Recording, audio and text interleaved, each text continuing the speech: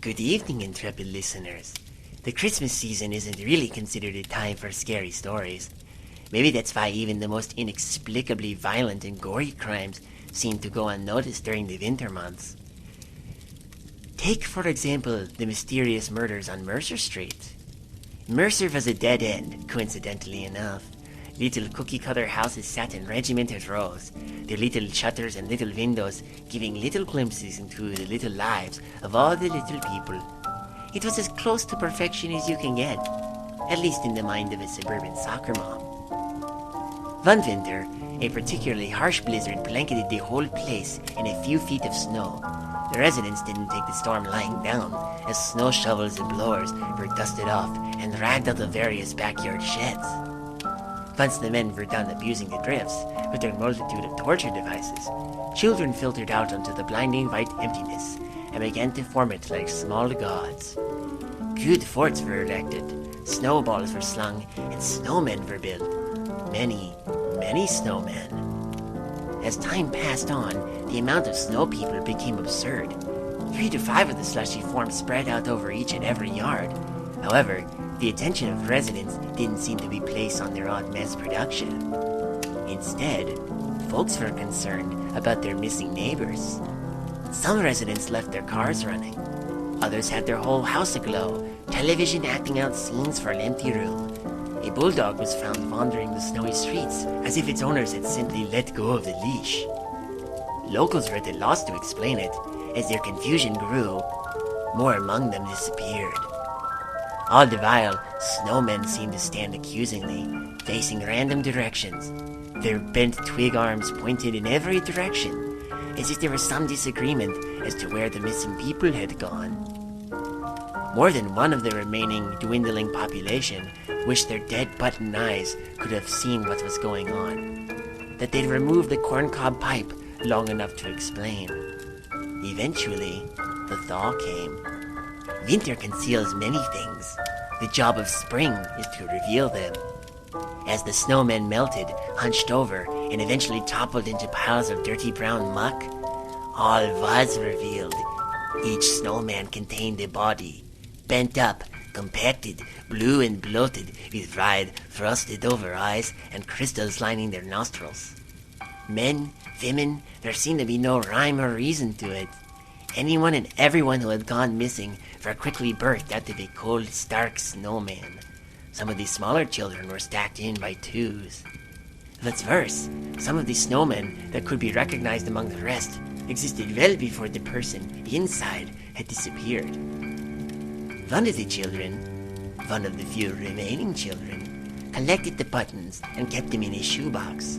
He brought them in for a school report some months later, noting they appeared to be hammered bronze, relics from a past civilization or tribe. In a similar account, a snowman of a different sort provided a glimpse into the realm of broken promises. The only thing Teddy did wrong on Christmas Eve was to answer his mother's call. He'd been out playing in the snow all day, and it was time for dinner. Leaving his snowman incomplete, the young boy trotted into the house, pulled off his saturated snow gear, and rushed to the table. Teddy was a sheltered kid, sickly. He developed a relationship with inanimate objects that would appear unhealthy to the casual viewer. He talked to his toys, made sure they were happy, and cracked the lid to his toy box so they wouldn't suffocate at night. When he built that snowman, or rather, when he started to, he talked to that as well. "You're gonna be the best snowman on the block," he said breathlessly in mid-roll. "Promise." As I mentioned, it was a verbal contract that was soon broken. Teddy finished dinner, went to his room, and prepared for a good night's sleep.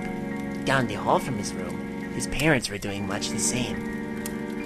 He was half asleep in that strange space between the waking world and the mind's fantasy, when he heard the scream. Calling for his parents, Teddy leapt out of bed. It took all of his nerve to creep toward his own bedroom door and crack it open slightly. His nightlight did little to illuminate the hallway just beyond. What he could make out, however, was the bulky silhouette of a man slowly moving down the stairs. The man's form seemed bloated, and his hair was vile. Teddy knew immediately that it was some sort of unknown intruder. Quickly, silently, sniffling all the way, Teddy ran from the door and into his parents' room. There, he was witness to a gruesome sight. Teddy's mother lay across the bed, her throat cut. Blood spattered the ceiling and the walls. In the corner, slumped on the floor, was his father's body, or what was left of it. His eyes wide, Teddy turned to run, only to see a crimson message painted on the wall behind him. "You promised." Police were at a loss to explain the incident, and Teddy was too much of a wreck to be able to help at all. They chalked it up to a home invasion gone wrong, at first. They then moved to the idea of a serial killer, after 7 more homes in the area were struck by the same killer. In each instance, the same message remained. "You promised." Each crime scene had striking similarities to the last. Not only the message, but the method of the murder. The killing was always done with some sort of sharpened wooden implement. What's more, the missing head from the last murder would always be left there behind at the next. You have to pity the snowman in a way. Teddy never made him a head, and he just couldn't find one that fit. You can see why these stories aren't for polite company. Especially not during a time of joy and celebration. Teddy got the worst of it, yes, but he's far from the only child who has experienced something awful around that time of year. Kids in Soberville, just around the corner from Dove Hills, they'll gladly tell you about the Pale Boy if you ask them. There's nothing they move more than rehashing the same old story about the weird child who belonged to no one. It's sort of like a game of telephone, though. The more the tale is passed on, from child to child, the more it detaches from reality. For that reason, I'll give you the straight story.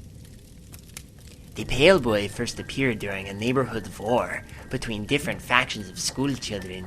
Each had set up their own snow fort, and the lobbing of snowballs had reached a fevered pitch. Snowballs which, of course, contained everything from icicles to small rocks. "Hey, can I play?" the Pale Boy asked of one group. He was wearing a black snowsuit with hood, black boots, and bright red mittens. The boy looked as if he could barely walk without falling face first into the slush, but the mystery surrounding a new kid quickly got their attention. They agreed to let him play. "Can I come into the fort?" he asked meekly. The children agreed, noting that if he didn't, he'd be killed by a stray gravel ball. The Pale Boy slipped into the fort with the others and began awkwardly molding snowballs in his wool-stunted hands. On the other side of the makeshift battlefield, the completely separate yet identical group of children continued their assault while creating intricate plots against the enemy. Everything from buckets of frozen water to cruel insults seemed to be on the table for this offensive. As the volley of ammunition from the other side died down, the kids assumed the others had exhausted their stockpile. The cry rang out across the silent field. "Attack!" There was a rush. All at once, every child fled the fort with a handful of snow weapons. They ran toward the opposing fort, intent on making the enemy suffer. Then, a single child bolted from the other fort. It was a young girl in pink gear, her flowered boots pumping madly through the white powder. "Chicken!" cried one child, and soon they were all clucking. She fell forward, her short legs flying into the air and nearly past her head. She didn't move. One child sighed, annoyed. "Come on, let's see if she's hurt," he groaned. She was hurt. Very hurt. A dry, bloodless gash in her shoulder lay exposed between fuzzy, jagged flaps of sweater. The Pale Boy emerged from the fort and cast a casual glance at the dumbfounded attacking force.